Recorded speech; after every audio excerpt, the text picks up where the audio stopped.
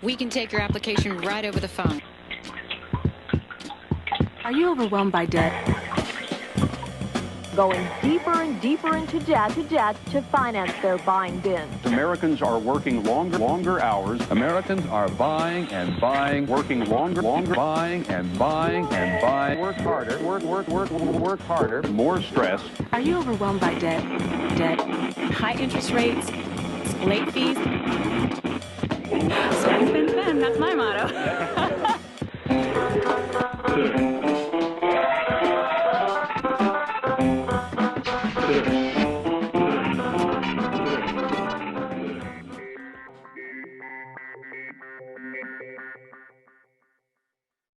About 25 years ago, I started thinking about work time and was asking the question why, given the extraordinary productivity of the American economy, were people not working less? We had a leisure society expected by the 1970s and 1980s. A four-day work week was predicted.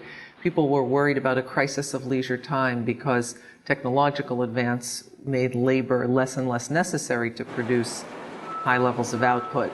But instead, as I started looking at the numbers, I noticed that not only were we not becoming the leisured society, but people seemed to be working more hours. Between 50 to 60 hours a week. Between 40 and 50 and sometimes 60. I work 40 hours in this job, and then I have another one upstairs, 10 hours, about 55 hours. Between 40 or 55, depending on how busy we are. I work around 70 to 80. There was more and more time pressure, and as I began to calculate what had happened to annual working hours over recent decades, I found that hours of work began a sharp upward turn in the 1970s and have continued rising since then. We have now more than 3 decades of increasing hours of work in the United States, so people became overworked Americans rather than leisured ones.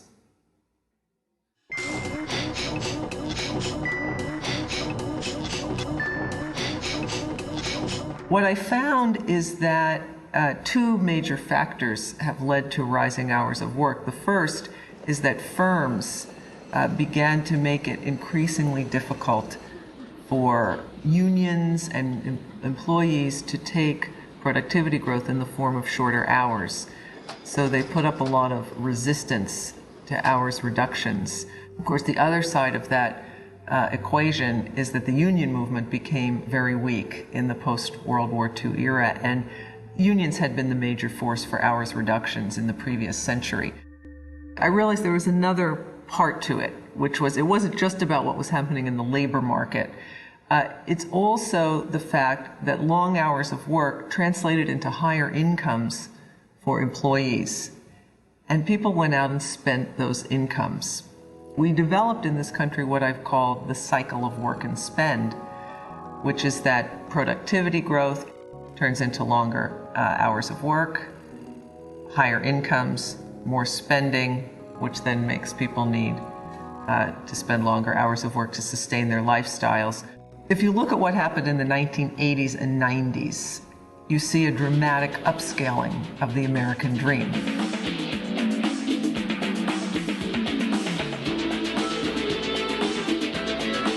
What used to be an aspiration for a comfortable middle-class standard of living, a small house with a white picket fence, 2.2 kids, a car, and has morphed into widespread desires for McMansions, the upscaling of vehicles. There's been a dramatic upscaling to an affluent style of life. Comfort is no longer enough. People want luxury. I call it the new consumerism, and it involves a dramatic shifting in the kinds of aspirations that people have all across the income spectrum.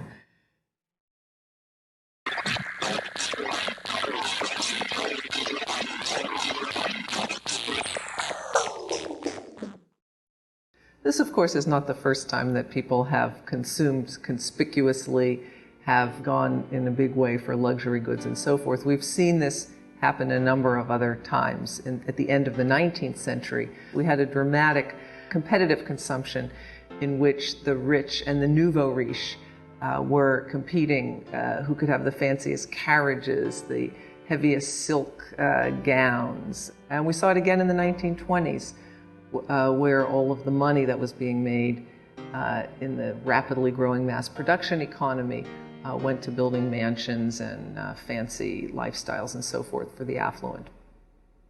What's new about what's happening today is that this competitive consumption has shifted out to the vast majority of the population instead of being confined to a small group of people at the top of the income scale. We had the growth of a mass consumer society in which everybody is participating. The first stage of a shift to a mass consumer economy and the social processes of emulation which go with it is what people used to refer to as keeping up with the Joneses. And that was really a description of what was going on in the post-World War II period as the country was suburbanizing. People were settling into those subdivisions, and they were looking at what their neighbors next door and down the street were doing. Those were the Joneses. And what they saw was that they were getting Chevrolets and washing machines and eventually dishwashers and a whole range of middle-class consumer goods. And people were emulating what they saw down the street. The distinctive characteristic of the keeping up with the Joneses era is that the Joneses and the Smiths made about the same amount of money. So people were emulating, copying others within their basic social grouping, within their social class. And that's because it was a neighborhood-based competition, and people in neighborhoods tend to have roughly similar status. What's happened with the era of new consumerism is that Americans across the spectrum have started to emulate the affluent, the six-figure incomes, the fancy suburban houses, the upscaled SUV, foreign vacations, remodeled kitchens, and so forth. We have moved to a culture of upscale emulation. The lifestyle of the top 20% has become the aspirational target for the 80% below them. No doubt about it, the trappings of the American dream have gone upscale. And Americans are going deeper and deeper into debt to finance their buying binge. The keeping up with the Joneses system was sort of firmly ensconced in the late 40s and 50s and continued well into the 1970s. But then things start to change. And there are really three factors that lead to the shift toward what I've called new consumerism and upscale emulation. The first is that women, particularly college-educated women, start moving out of the neighborhoods where they were involved in a lot of social activity that was the basis of that proximate consumption. They were keeping up with their neighbors. And they move from the morning coffee clutches and the playground chats into the workplace. And the workplace is a hierarchical organization where they are exposed to a much wider reference group in terms of people's statuses. So they find themselves going to meetings with their boss and their boss's boss, others who are earning much more money than they are. And the talk at the workplace, the consumption communication at the workplace means they're hearing about much more upscaled consumption patterns than they were when they were basically stuck in neighborhoods. The second really crucial thing that happens and that underlies a lot of the change toward upscale emulation is that the income distribution begins to move in very dramatic ways towards much more inequality. Starting in the mid-1970s, the top 20% of the population begin to take a larger and larger share of income and wealth. And the 80% below them begin to lose out, and over each decade are earning a smaller and smaller fraction of the pie. This shift was really important in establishing the top 20% as the lifestyle norm, as the group to emulate, because they were getting more and more income and they were consuming it very visibly and publicly. And of course, this brings us to the third very important dimension of this process, and that's the role of media, and television in particular. The media has a very pronounced bias towards showing upscale or affluent consumption. A sitcom family that's supposed to be quote-unquote middle American or ordinary American almost always lives $100,000 a year plus lifestyle. That is, they almost always have an affluent lifestyle only achievable with an income in that top 20%. They live in great big houses, they have 2 late model cars, they have lovely wardrobes. It's a fiction that they're average. The popular sitcom Friends is a good example of this. Here's a group of young kids in Manhattan who may or may not even have employment. Sometimes they do and sometimes they don't, and it's not lucrative employment, and yet they live in this great, big, fabulous New York apartment. You just cannot afford an apartment like that in New York City unless you have a very high income. There's very interesting research which shows that heavy television viewers have dramatically upward biased perceptions of what other Americans have. We are now seeing very high levels of advertising for very expensive goods on mass media like television. You'll see ads for $50,000 vehicles, even if you're a person who only makes $20,000 a year. The companies are willing to spend money to get your eyeballs, but the impact of seeing all those ads on lower income people is not surprisingly that it makes them want to buy those products.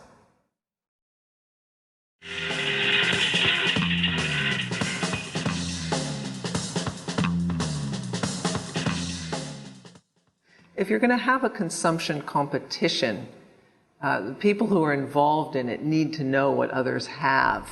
And the easiest way for them to know what others have is to see it. There are problems when you compete around things that people can't see, like the size of your bank balance, because it's easy to lie about it. It's easy to brag that you have something that you don't. With a conspicuous consumption model, that is, with products that are socially visible, you either have the Lexus or you don't. It's pretty clear. People can see pretty instantly the size of the rock on your finger. They can see how big your house is and so forth. So what has happened is that the kinds of goods that we compete about over time we've gravitated to the goods that are socially visible. I think a lot about what I call the big 3: the car you drive, the house you live in, the clothes you put on your body.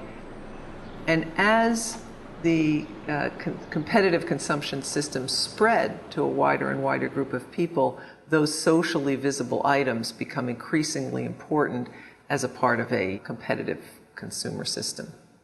The commodity where you see this in its most destructive form, of course, is the SUV, sport utility vehicle. And you have large numbers of consumers moving to these vehicles, not because they need to use them off-road, not because they fill them up necessarily, but because they are the trendy vehicle of the moment. And they're dangerous to other drivers on the road. They're extremely detrimental to the environment. They have very low gas mileage and contribute disproportionately to global warming. But you've had a mad rush to them by consumers because of their extraordinary prestige and status value. Housing's been another area of dramatic escalation and upscaling. The average American house has doubled in size since the 1970s, despite the fact that there are a declining number of people living in the houses, so square footage per person has increased dramatically. Luxury subdivisions have been springing up all over the country with only oversized executive style and other fancy homes. 4, 5, and 6,000 square foot McMansions are going up in subdivisions with pools and tennis courts all over the country as Americans play a new game. No longer keeping up with the Joneses, now it's the Gateses. Houses have also gotten much more luxurious with remodeled kitchens, granite countertops. Bathrooms have gotten much fancier with jacuzzis and steam showers. We've shifted to building 3-car garages, 2 for the cars, 1 for all the stuff that you can't fit in the rest of the house.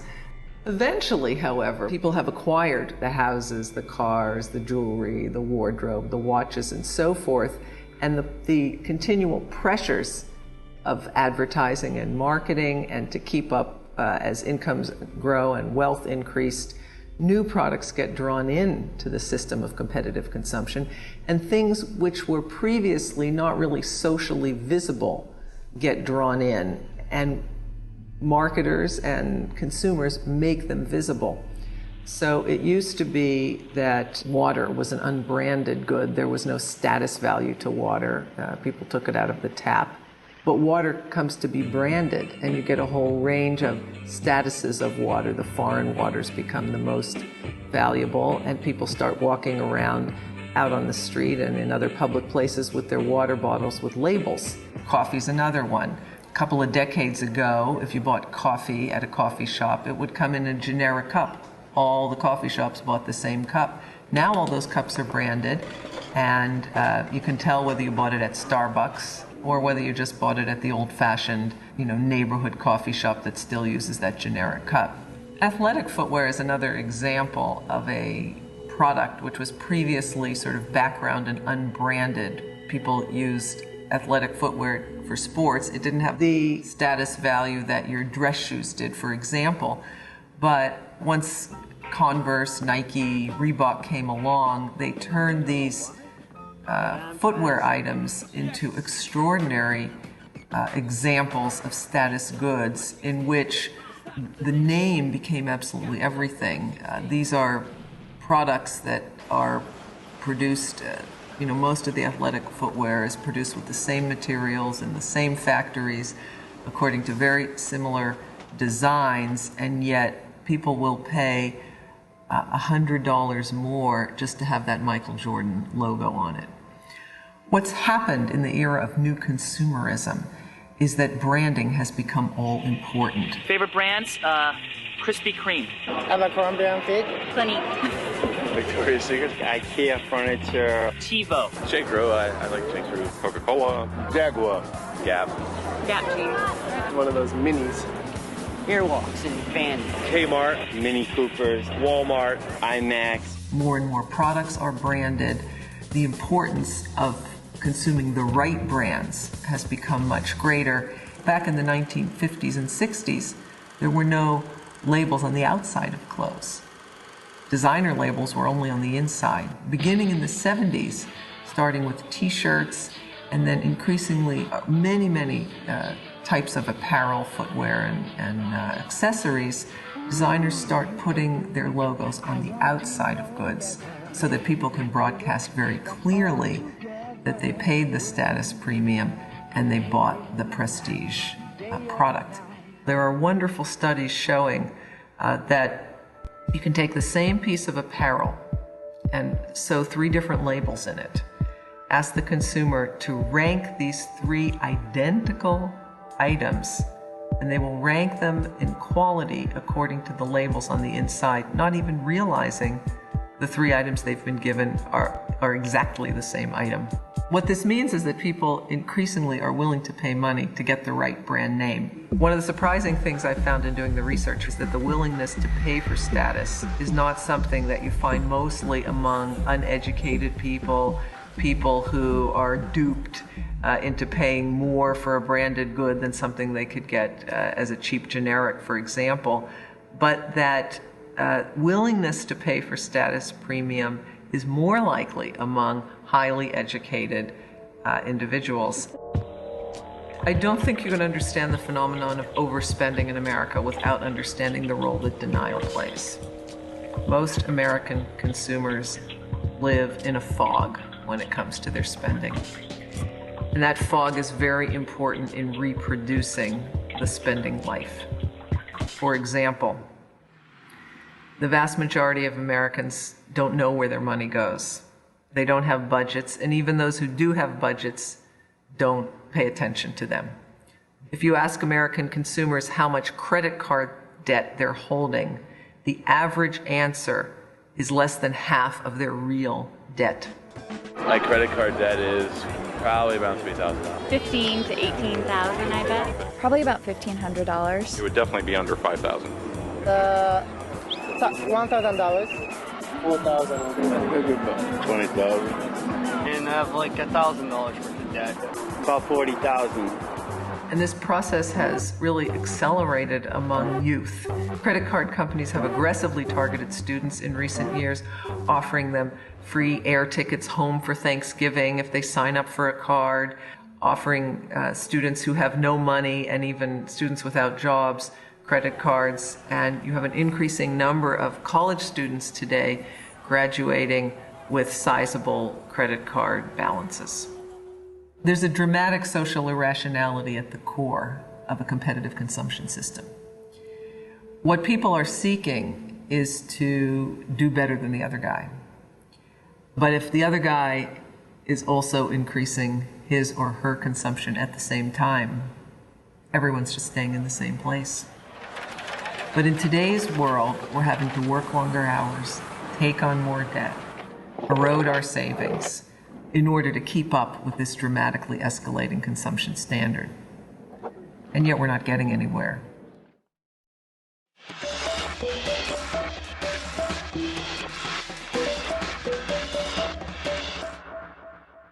So the stretching out of reference groups collided beginning in the 1970s with the growing disparity in incomes and also the slowdown of income growth. And the result was what I call the aspirational gap, the difference between what people want and what they can afford. More than half the population of the richest country in the world now says that it can't afford to buy everything they really need. And it's not just the poorer half. More than a quarter of all households where their annual income is more than $100,000 a year say they can't afford to buy what they really need. The growth of the aspiration gap has led American households to take on debt at unprecedented levels. Throughout the 1990s, consumer debt, mostly on credit cards, but increasingly on mortgage debt as well, reached higher and higher levels. Savings plummeted as the national savings rate hit zero and even negative numbers in some years, and has hovered in the zero range for quite some time. Consumer bankruptcies began to rise. In 1980, there were about 200,000 consumer bankruptcies a year. By 2002, that number had hit 1.5 million. One of the most striking figures to emerge by the end of the 1990s is that 60% of American families have only enough savings to sustain themselves for a month or less if they were to lose their jobs. We are truly living on the edge when it comes to financial security. The average American worker is now putting in 9 more weeks a year than his or her Western European counterpart, which means that we could stop working at the end of October and take the rest of the year in vacation if we were just working the same levels that our counterparts in Western Europe are. The rise of work time is reflected in a variety of other indicators as well. More Americans are working as a fraction of the population than ever before. More people have second jobs. People are more likely to work overtime. More of our young people are holding jobs. We have truly become a workaholic society. Pressures on private spending are also eroding public spending.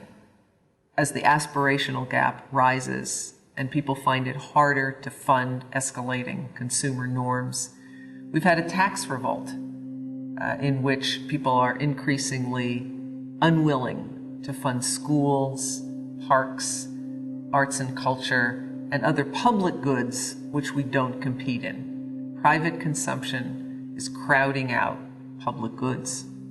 And the crowding out of public goods erodes our larger quality of life.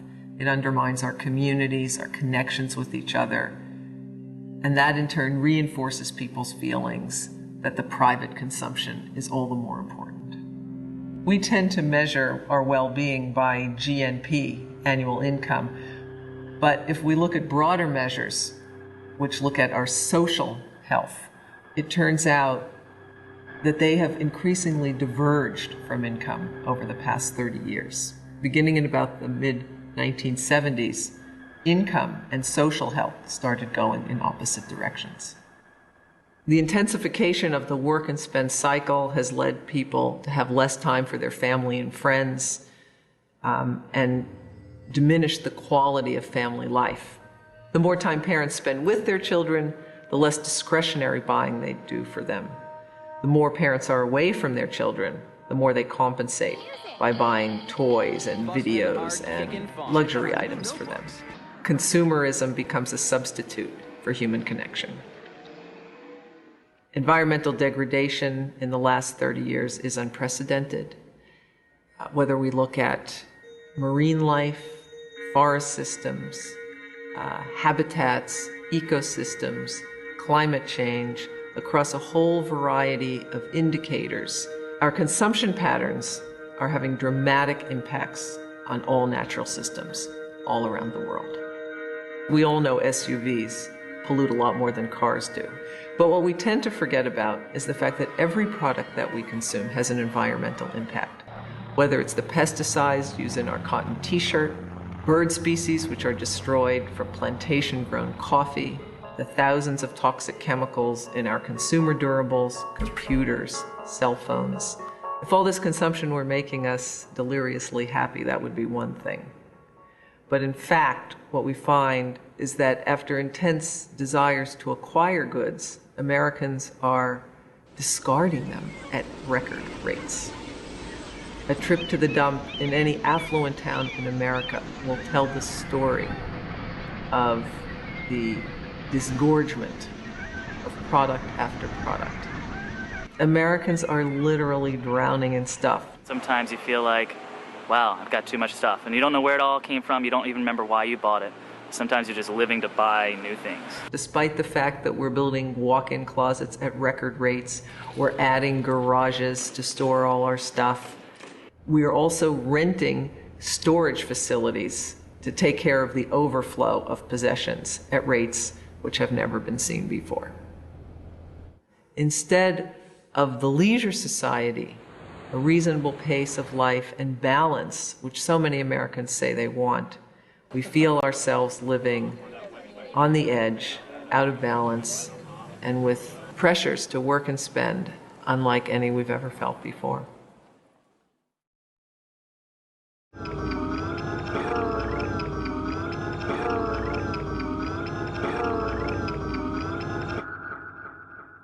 People often ask me how to get off the consumer escalator, how to escape from the cycle of work and spend. Step one is to begin to control your consumer desires. You can stop going to malls. Instead of opening the catalog when it comes in the mail, throw it away. Don't surf internet shopping sites. If you want to make a major purchase, spend a week sitting on it before you actually take the plunge. Zap the ad. Stop reading fashion magazines. This goes beyond an individual process. After you stop going to the mall, you also have to convince the other people in your family, your friends, and people in your community to start acting differently too. One response by a growing number of Americans has been to reject the cycle of work and spend, downshifting their consumption, working less, even embracing principles of voluntary simplicity. Changes at the national and global level in policy are also essential to get beyond work and spend. Millions of Americans would prefer to work fewer hours, but don't have flexibility in their jobs that will let them do that. To reduce hours, they often have to leave their jobs, and that's a cost not many of us can pay. We need to open up those corporate policies to give people the right to work less, to give people better vacations, saner work lives. We need a progressive consumption tax, which puts higher burdens on the people who buy expensive, upscaled, statusy, and typically more environmentally degrading versions of products. By contrast, the lower cost versions of products, the generics, the unbranded, the downscaled versions, would pay lower taxes or maybe receive subsidies in the same way that we're subsidizing hybrid cars and some energy efficient products. Let's also subsidize the products that undermine the status system and tax the ones that propel it. The power of the consumer system today flows largely through the symbolic. We see those luxury symbols and goods, and we feel we must have them to be socially validated human beings. Our identities are so deeply wrapped up in the products that we own and use. To get out of work and spend, we need to deconstruct those symbolic meanings. We need to look carefully at the messages that are coming from Madison Avenue. Much of what they're telling us is that exclusivity is the cool value, the thing we want to strive for. But isn't a better value system one which affirms our commonality, which is more about connecting with other people rather than having more than they do, having what they can't afford? We don't need the purveyors of consumer culture to connect us to each other. We can make those connections ourselves.